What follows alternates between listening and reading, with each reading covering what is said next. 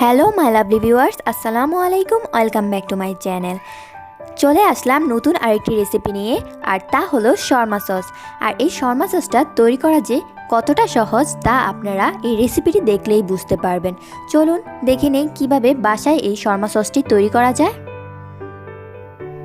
আর এর জন্য আমার লাগছে 1/3 কাপ পরিমাণ টক দই। আর টক দইটা অবশ্যই পানি ঝরিয়ে নিতে হবে। আর লাগবে হচ্ছে সাদা সরিষা গুঁড়া, সাদা বা হলুদ সরিষা। আমি এখানে সাদা সরিষাকে ব্লেন্ড করে নিয়েছি। আর এখানে আমি দিয়ে দিলাম 2 চা চামচ সাদা সরিষা। আর লাগবে হচ্ছে 1 চা চামচ চিনি। আর এখানে আমি 3 টেবিল চামচ টমেটো কেচাপ নিয়ে নিয়েছি। অ্যাড করে দিলাম টমেটো কেচাপটা।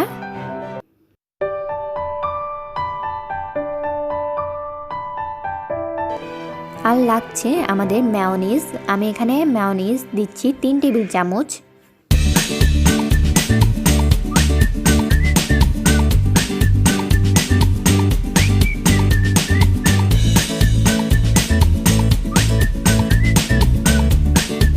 এখন আমি এই সবগুলো উপকরণকে খুব ভালোভাবে মিশিয়ে নেব।